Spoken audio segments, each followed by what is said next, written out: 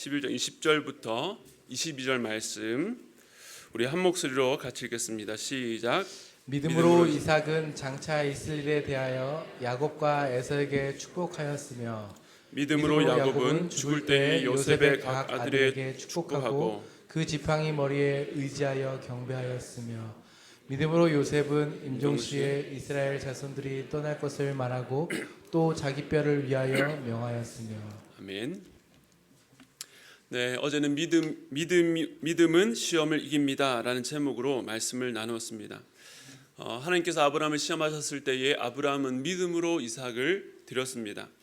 하나님께서는 넘어뜨리기 위해서가 아니라 그를 연단하고 세우기 위해서 당신의 백성들을 시험하십니다. 아브라함이 그 시험 가운데 어떻게 믿음으로 나아갈 수 있었는지를 우리는 세 가지를 보았습니다. 첫 번째는요, 기억하라. 네, 그 시험 때에 세우기까지 하나님께서 그에게 이미 주셨던 말씀과 그를 은혜 가운데 인도하셨던 그 걸음들을 우리는 기억해야 합니다. 두 번째는 깊이 생각하는 것입니다. 주셨던 말씀과 그 과거 속에 역사하셨던 하나님을 깊이 묵상하고 생각하는 가운데에 하나님의 뜻을 깨닫게 하시는 것입니다. 그리고 마지막으로 하나님께서 친히 자기를 위해 행하실 일들을 바라보는 겁니다.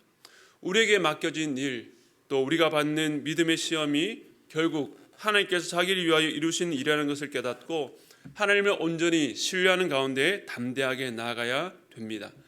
오늘은 믿음의 마침표라는 제목으로 말씀 나누겠습니다. 오늘 본문도 세 구절인데요. 말씀을 읽어보면 이 세 구절 간에 연결고리가 있다는 것을 알게 됩니다. 모두 세 구절 동일하게 믿음으로 누구는 이라고 시작하고 있고 그 인물들은 아브라함의 후예인 이삭과 야곱과 요셉입니다. 그리고 모두가 자기 세대에서 다음 세대로 이어지는데 20절에서는 이삭이 야곱과 에서에게, 그리고 21절에서는 야곱이 요셉의 두 아들에게, 또 22절에서는 요셉이 이스라엘 자손에게 이어지고 있습니다. 또 주제 면에서도 서로 공유하는 부분이 있는데요. 20절과 21절은 이 축복이라는 단어가 공통 분모이고 또 21절과 22절은 이 죽음이 공통 분모입니다. 그래서 이 세 구절 안에 인물과 주제 면에서 마치 바늘과 실로 이은 것처럼 잘 엮여져 있다는 것을 알게 됩니다. 그러니까 이 세 구절이 한 단위로 어떤 중요한 메시지를 담고 있는 것입니다. 그러면 이제 잘 엮인 시를 한 올씩 한번 풀어보도록 하겠습니다. 첫 번째 사람 이삭입니다. 11장 20절 말씀 우리 함께 읽겠습니다. 시작. 믿음으로 이삭은 장차 있을 일에 대하여 야곱과 에서에게 축복하였으며. 우리가 별 생각 없이 이 구절을 읽을 때는 이삭이 믿음으로 아들들을 축복했구나 라고 하겠지만 이것이 그렇게 간단한 내용이 아닙니다. 이삭이 야곱과 에서를 축복하는 과정, 그 내용을 떠올려 보면 이 내용이 과연 믿음장에서 다룰 만한 내용인가 어울리지 않아 보이기 때문입니다. 특별히 오늘 본문에서 이삭을 믿음의 사람으로 소개하는데 그의 인생을 들여다보면 특별한 굴곡이나 드라마틱한 사건이 별로 없습니다. 180세까지 장수했지만 그 아버지 아브라함이나 아들 야곱과 비교해 보면 좀 밋밋해 보이는 것이 사실입니다. 그나마 제 생각에 이삭이 이 믿음의 사람, 또 그의 인생 가운데 믿음의 사건이라고 꼽을 만한 일을 들자면 창세기 26장이 떠오릅니다. 흉년이 들자 이삭은 그랄 땅 블레셋 왕 아비멜렉이 다스리는 땅으로 옮겨 살게 되었습니다. 그런데 이삭이 그곳에서 이방인이면서도 농사로 무려 100배나 소출을 거둘 만큼 엄청난 거부가 됩니다. 쉽게 말하면 외지 사람이 들어왔는데 그 지역에 사는 사람들보다 훨씬 더 잘 살게 된 것입니다. 이로 인해서 그 지역 사람들이 이삭을 시기하였고 이삭의 우물들을 계속해서 빼앗았습니다. 얼마나 억울하고 분한 일입니까? 이방인으로 그 땅을 살아가는 서러움이라고 할 수 있습니다. 그러나 이삭이 빼앗기면 빼앗긴 대로 다투지 않고 자꾸만 변방으로 이동합니다. 그런데 놀라운 것은 쫓겨난 곳에서 하나님을 여전히 예배하고 계속 우물을 팠고 거기서도 우물을 얻었다는 것입니다.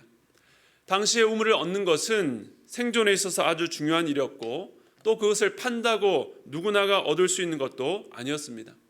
이런 과정을 보면서 나중에 이 아베멜렉과 군대 장관이 이삭에게 찾아와서 하는 말이 하나님께서 너와 함께 있다는 것을 분명히 보았으니 이제 서로가 해하지 않도록 그렇게 계약을 맺자라고 합니다. 놀라운 역전 아닙니까? 세상에 의해서 변방으로 쫓겨난 것 같으나 오히려 세상 사람들이 그 변방에 찾아와서 그 이삭을 인정하는 모습, 신자의 삶이 이렇습니다.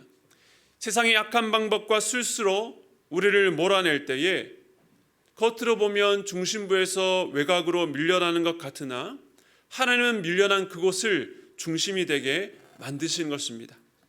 아브라함을 통해 주신 하나님의 약속대로 이삭이 복의 근원으로 사는 모습을 이 사건이 잘 담아내고 있는 것입니다. 그런데 오늘 본문은 이런 훈훈한 이야기를 다루지 않고 이삭이 장차 있을 일에 대해서 야곱과 에서를 축복한 일을 언급하고 있습니다. 그런데 사실 천국에 있는 이삭 입장에서 보면 이 사건이야말로 가장 숨기고 싶은 일일 수 있습니다. 물론 제 생각입니다. 왜 그런지 말씀드리겠습니다.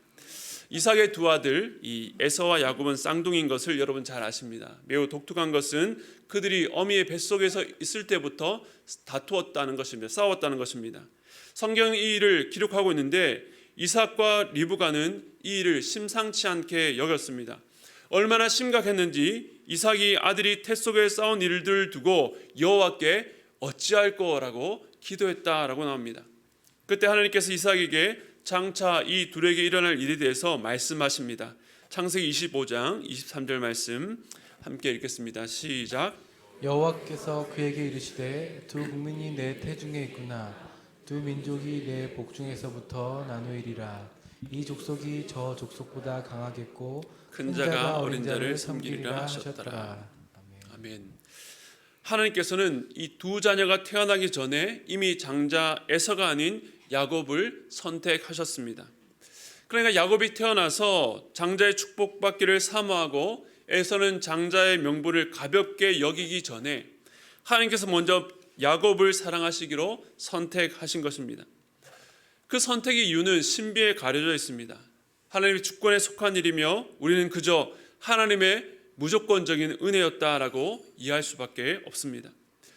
즉 우리가 무언가 선한 행위를 했기 때문에 하나님께서 우리를 선택하신 것이 아니라 하나님의 선하심 아래 우리의 죄성과 죄악에도 불구하고 우리를 선택하셨다는 의미입니다. 그런 하나님께서 이삭에게 이 아들이 출생하기도 전에 동생 야곱을 이미 선택하셨다는 것을 계시해 주셨습니다. 그런데 이삭은 어떤 선택을 했습니까? 창세기 25장 28절을 보겠습니다. 이삭은 에서가 사냥한 고기를 좋아하므로 그를 사랑하고 리브가는 야곱을 사랑하였더라. 이삭은 에서를 더 좋아했습니다. 그런데 이유가 좀 의외입니다. 에서가 사냥한 고기를 좋아했기 때문입니다. 우리는 이해할 수 없지만 누군가를 좋아한다는 것이 사실 논리적으로 모두 설명되는 것은 아닙니다. 이삭이 정말로 고기를 좋아했구나 싶습니다. 이삭은 지극히 개인적인 취향으로 에서를 더 사랑한 것입니다. 물론 여기까지는 괜찮습니다. 하나님께서 야곱을 선택하셨다 하더라도 고기가 좋고 에서가 사랑스러운 걸 어떡하겠습니까? 그런데 그 다음이 문제입니다. 창세기 27장에 보면 이삭이 죽을 날이 가까운 것을 직감하고 에서를 불러 말합니다. 27장 4절 말씀 우리 함께 읽겠습니다. 시작. 내가 즐기는 별미를 만들어 내게로 가져와서 먹게 하여 내가 죽기 전에 내 마음껏 내게 축복하게 하라. 이삭이 아브라함으로부터 받은 축복을 누구에게 주려고 하고 있습니까? 에서에게 하려고 하고 있습니다. 물론 일반적으로 장자에게 축복하는 것이 당연히 옳습니다. 그러나 이삭이 이미 하나님의 계시를 받은 자로 하나님께서 원하시는 자를 축복해야 될 사명이 있었던 것입니다. 사실 이삭 자신도 장자가 아니지요. 아브라함 집안의 장자는 이스마엘이었습니다. 그러나 하나님께서 육체적인 장자 대신에 이삭을 선택하셨고 그 은혜로 이삭은 아브라함의 모든 약속과 축복을 상속받은 것입니다. 그렇다고 한다면 이제 그 축복을 누구에게 보내야 됩니까? 동생 야곱이죠. 아무리 자기 눈에는 에서가 더 사랑스러웠을지라도 이삭은 하나님의 말씀을 기억하고 깊이 생각한 뒤에 순종했어야 합니다. 그러나 이삭을 보면 그는 지금 나이가 많고 또 영적으로 매우 둔감한 상태에 있었다는 것을 알 수 있습니다. 그 다음에 긴 이야기가 있지만 우리가 잘 아는 것처럼 이삭의 축복이 그럼에도 불구하고 결국 어디로 흘러갑니까? 모르십니까? 야곱이죠. 물론 야곱과 그 어머니 리브가의 계략이 있었지만 결국 하나님께서 정하신 야곱에게 흘러가게 합니다. 그렇다면 문제는 다시 오늘 본문 20절로 돌아가서 믿음으로 이삭이 장차했을 일에 대해서 야곱과 에서를 축복했다는 말을 어떻게 이해해야 할까요? 우리가 일반적으로 가진 믿음의 관점에 대한 틀로 설명한다면 제가 앞서 나눈 내용에 반대여야 할 것 같습니다. 즉 모든 상황이 이삭이 에서에게 축복해야 됨에도 불구하고 이삭은 믿음으로 그 장애물을 뛰어넘어 야곱에게 결국 축복하고야 말았다라고 말입니다. 그러나 다른 어떤 말로 좋게 표정할 수 없다는 것을 창세기를 읽어보면 알게 됩니다. 여기서 우리는 이 믿음의 중요한 속성에 대해서 배우게 됩니다. 제가 히브리서 11장을 시작하면서 이 믿음의 주도권이 누구에게 있다라고 했습니까? 하나님께 있습니다. 물론 그 믿음에 있어서 인간의 역할이 아예 배제된다는 것을 의미하지 않습니다. 이삭이 하나님의 뜻과 반하는 생각을 가지고 있었다고 하나님은 그 이삭을 무시하고 다른 사람을 통해서 야곱을 축복하게 하신다든지 이삭을 배제하지 않으셨습니다. 이삭 자신이 의도한 것은 아니었지만 그는 진실로 에서인 줄 알고 축복한 것이지만 결국에는 이삭의 입술로 축복을 받은 자는 에서가 아니라 야곱이었습니다. 믿음의 주도권이 하나님께 있다는 것이 바로 이 사건 안에서 어떻게 역사하는지를 잘 보여주는 것입니다. 이삭이 하나님의 뜻에 반하는 길을 걸으려 했지만 그 안에 역사하는 믿음이 이 모든 것을 주도하시는 하나님께서 이삭의 실수와 판단 착오까지도 붙들어서 기어코 하나님께서 원하시는 데까지 이끌어 가신다는 것을 보여줍니다. 이것이 믿음의 신비입니다. 믿음으로 산다는 것은 믿는 자에게 모든 책임을 지우는 것이 아닙니다. 오히려 그 믿음을 시작하신 하나님께서 그 믿음의 사람을 이끄셔서 하나님께서 원하시는 자리에 두신다는 것을 보여주는 것입니다. 이제 두 번째 사람 야곱을 보겠습니다. 21절 말씀 함께 읽겠습니다. 시작. 그러므로 야곱은 죽을 때 요셉의 각 아들에게 축복하고 그 지팡이 머리에 의지하여 경배하였으며. 네, 이 사건도 마찬가지죠. 야곱에게 수많은 사건이 있었는데 굳이 요셉의 아들에게 축복한 일을 다루고 있습니다. 이 말씀은 창세기 48장을 배경으로 합니다. 요셉이 애굽의 총리가 되어 그 아버지 야곱과 그 모든 가족들을 애굽에 초청해서 함께 살게 되었습니다. 그러다가 야곱이 병들었다는 이야기를 듣고 요셉이 자기의 두 아들을 데리고 야곱을 찾아갑니다. 야곱이 요셉과 그의 두 아들을 보고 하나님께 감사하며 경배하고 요셉은 자기의 두 아들을 아버지에게 보내서 이 축복을 받게 하려고 므낫세와 에브라임을 나아가게 합니다. 므낫세가 형이고 에브라임이 동생입니다.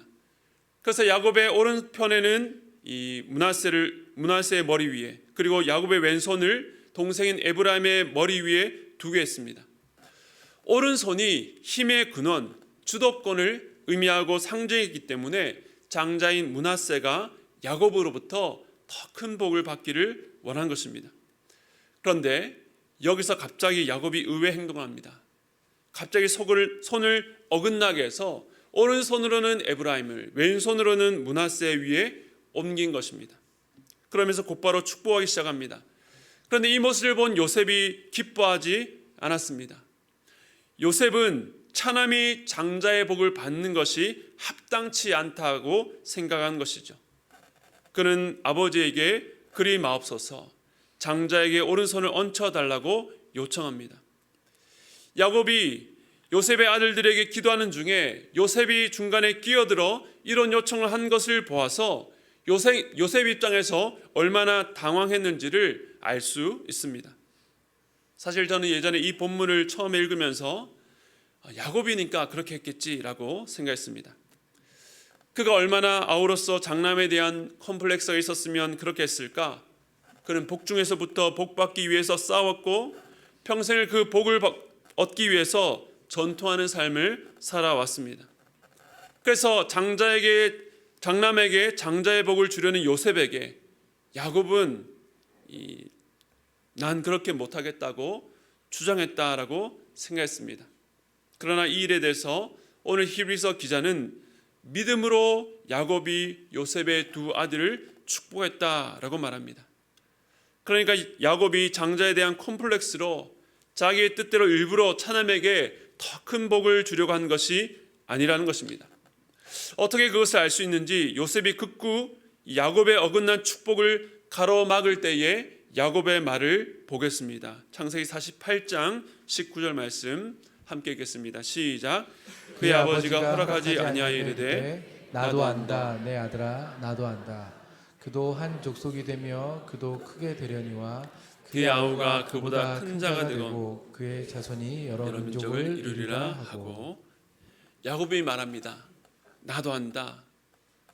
이 세상의 당연한 법칙, 장자가 아우보다 더 큰 복을 누리고 더 큰 기업을 받아야 되는 것 나도 안다.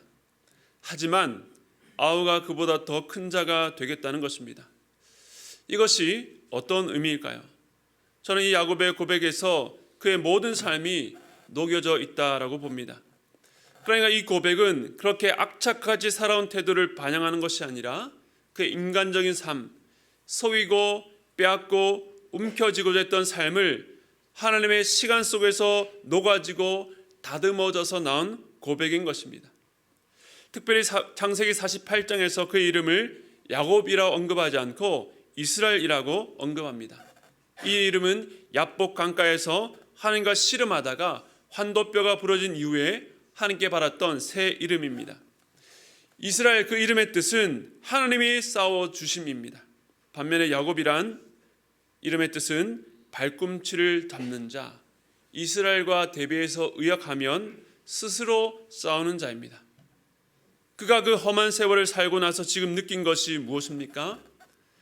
그는 인생의 대부분을 스스로 얻고 쟁취하기 위해서 그렇게 부단하게 싸우고 다투고 살아왔는데 죽음을 앞둔 인생의 말미에서 내가 받은 복이 내가 싸워서 얻어낸 것이 아니라 하나님께서 나를 대신하고 싸우셔서 주셨다는 것을 알게 되었습니다.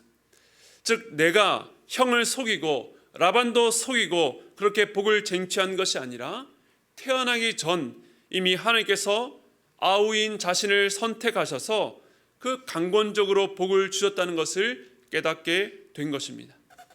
하나님께서 야곱을 인생의 마지막 순간까지 이끄셔서 얻어낸 고백입니다. 이스라엘은 그 고백으로 요셉의 두 아들에게 축복합니다. 아우가 그보다 큰 자가 되고 자기가 누린 복, 바를 자격 없는 자에게 베푸신 은혜를 다음 세대에게 전하고 있는 것입니다. 그래서 인생의 말미에 야곱이 이 어머니의 복중에 있을 때에 이삭에게 주셨던 그 하나님의 계시가 다시금 야곱의 입을 통해서 선포되고 있습니다. 그러므로 이 선포는 바로 은혜의 선포입니다. 그리고 바로 이 지점이 야곱의 항복점입니다. 이처럼 믿음은 야곱을 마지막까지 추격해 기어코 그가 누린 복이 무엇이며 하나님께 받은 은혜가 무엇인지를 깨닫게 하고 고백하게 하는 것입니다. 이제 마지막 요셉입니다. 히브리서 11장 22절 말씀 함께 읽겠습니다. 시작. 믿음으로 요셉은 임종시에 이스라엘 자손들이 떠날 것을 말하고 또 자기 뼈를 위하여 명하였으며. 창세기 50장에 요셉이 임종시에 남은 자손들에게 유언했던 유언을 배경으로 한 말씀입니다. 요셉이 죽을 당시만 해도 이스라엘 자손들은 아주 풍요로운 삶을 살고 있었을 것입니다. 다른 지역은 흉년으로 힘들 시기에 애굽은 요셉으로 인해서 유례없는 풍요를 누릴 수 있었고 애굽의 왕실은 요셉 때문에 그의 가족들을 아주 후대했습니다. 양식과 주거와 사회적 지위 무엇 하나 부족한 것 없이 누릴 수 있었습니다. 아마 이스라엘 자손 중에는 이야, 여기가 정말로 약속의 땅이구나 라는 생각을 가진 자들도 있었을 것입니다. 그들 마음속에 흉년으로 힘든 시기를 겪었던 가나안이 점차 사라지고 있었습니다. 그러나 요셉이 그들 마음에 일침을 가합니다. 여기는 너희가 잠시 머무는 곳이다. 하나님께서 반드시 너희를 돌보시고 이 땅에서 인도하셔서 아브라함과 이삭과 야곱에게 맹세하신 그 약속의 땅으로 인도하실 것이다 라고 선언했습니다. 그러면서 자신은 비록 죽겠지만 너희들이 이 땅을 떠나 가나안으로 갈 때에 자기의 유골도 함께 메고 약속의 땅으로 들어가라고 유언을 남긴 것입니다. 요셉은 애굽이 자기 집이 아닌 것을 알았습니다. 그의 마음에는 애굽의 화려함과 부유함보다 사모하는 것이 있었습니다. 하나님께서 약속하신 땅, 우리가 지난 수요일에 나눴던 더 나은 본향을 사모하는 마음이 있었습니다. 애굽에서 가장 높은 지위에 있었으나 이곳은 잠시 머무는 이방인이요 외국인이라는 자기 정체성이 분명히 있었기 때문에 이스라엘 자손들에게 이 말씀을 전한 것입니다. 요셉은 이 말씀을 믿음으로 선포했습니다. 아직 보이지 않는 것을 바라보며 믿음으로 선포한 것입니다. 애굽의 부귀와 죽음까지도 뛰어넘어 했던 고백입니다. 오늘 이 세 구절의 말씀, 샘물, 이삭, 야곱, 요셉을 묵상하면서 저한테 어떤 이미지가 떠올랐습니다. 어떤 컵이 있는데요, 이삭의 모습은 이 컵을 다 채우지 못한 모습, 모자라는 모습입니다. 그리고 야곱은 그 컵의 상단 끝을 가득 채운 모습입니다. 요셉은 그 컵을 흘러 넘치는 모습입니다. 물론 그것이 이삭은 좀 못한 사람, 야곱은 완성된 사람, 요셉은 완성을 넘어 완전한 사람이라는 의미는 아닙니다. 다만 오늘 본문의 맥락에서 그렇다는 것입니다. 오늘 새 인물을 우리에게 보여주시면서 하나님께서 우리에게 가르치고자 하는 믿음은 무엇일까요? 믿음의 세계 속에서 하나님은 이삭과 같이 하나님의 뜻과 자기의 원함을 구별하지 못하고 기준에 미치지 못하는 모습을 보여주는 자라 할지라도 그들을 그 모자란 가운데 내버려 두지 않으신다는 것입니다. 앞서 나눈 말씀을 통해서 알 수 있는 것은 하나님께서 믿음의 주도권을 가지시고 우리의 실수와 잘못에도 직접 개입하시고 역사하셔서 기어코 하나님께서 원하시는 방향으로 이끌어 가십니다. 두 번째로 하나님은 야곱을 그가 어떤 사랑과 은혜를 받은 자라는 것을 깨닫게 하시기 위해서 인생의 마지막 자리까지도 몰고 가신다는 것입니다. 마치 컵의 상단을 빠짐없이 가득 채우는 것처럼 그의 술수와 책략과 속임수와 같은 기질들을 끝까지 다루셔서 결국 행복을 받아내시는 것입니다. 하나님께는 적당이란 단어가 없습니다. 하나님, 저 교회에 안 빠지고 최소한 하나님을 떠나지 않을 테니 그냥 내버려 두세요. 하나님, 저는 믿음이 좋아지고 나아지는 것 바라지 않습니다. 그냥 딱 천국 갈 정도만 살고 싶습니다. 이런 생각은 하나님께 통하지 않습니다. 믿음의 세계에 들어온 이상 하나님은 여러분을 끝까지 추격하셔서 결국 행복을 받아내실 것입니다. 마지막으로 요셉은 인생의 마지막 자리에서 하나님의 은혜로 이 세상에서 누릴 수 있는 넘치는 보상을 이미 받았습니다. 그러나 그는 눈앞에 보이는 세상의 보상이 전부가 아니라 그 죽음의 순간에 정말로 바라봐야 될 것을 바라보는 믿음을 우리에게 보여줍니다. 이 땅에서 우리가 아무리 좋은 것을 많이 얻고 누렸다 할지라도 장차 누릴 영광과 복과는 비교할 수 없습니다. 여러분의 시선과 소망이 이 땅이 아니라 영원한 하늘나라를 바라보시고 그것을 선포하시며 주변 사람들을 일깨울 수 있는 믿음의 사람 되시기를 바랍니다. 이 새 인물을 통해서 하나님께서 오늘 우리에게 너희가 좀 모자랄지라도 내가 너의 부족한 것을 채워주겠다. 내가 너를 포기하지 않는다. 내가 반드시 너를 내가 원하는 자리까지 이끌겠다.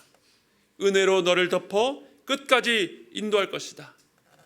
그러므로 너희는 이 세상의 것으로 만족하지 말고 진정으로 바라봐야 될 소망을 바라보라 라고 말씀하십니다.